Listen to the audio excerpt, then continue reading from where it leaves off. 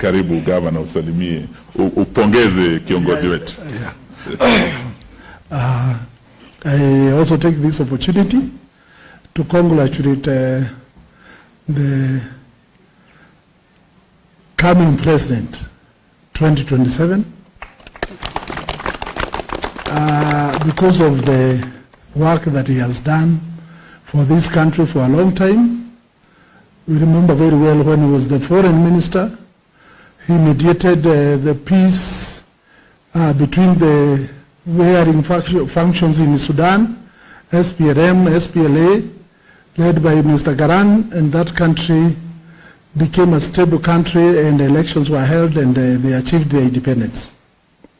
We also associate the former vice president with peace in this country, a peaceful man, God-loving person. There is no spilling of blood in this country that has ever been associated with him.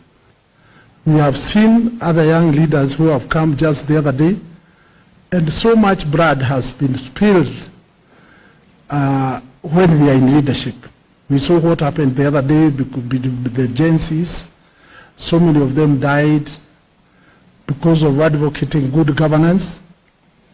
And that is why some of us who are on the side of the government, who campaigned for the president who is there now, William RUTO, we decamped from that government, from the ruling Kenya Kwanza government, because of the way this government is being run.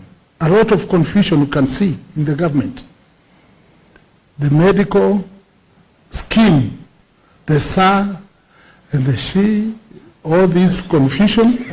NHIF was running very well. Everybody was benefiting.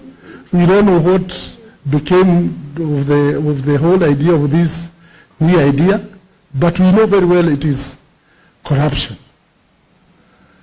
And that is why we are telling our incoming president that this is your right time to come forward and save this country.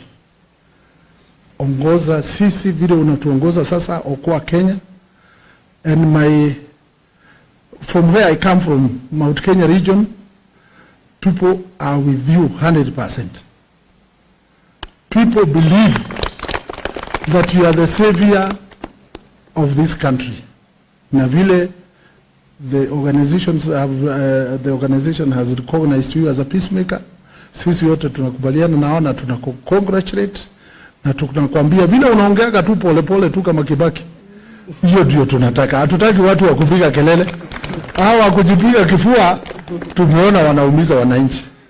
Kibaki was talking just slowly like you, mkiwa na yeye na mkaongoza hii nchi, tukapata free education na maendeleo mingi.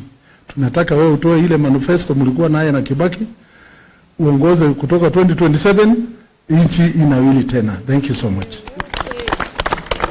Asante Governor baba yao, he has found it very difficult to talk about that thing. Sometimes he says shisha. Haujua libani shisha bana, usirudishe shisha. So we have also leaders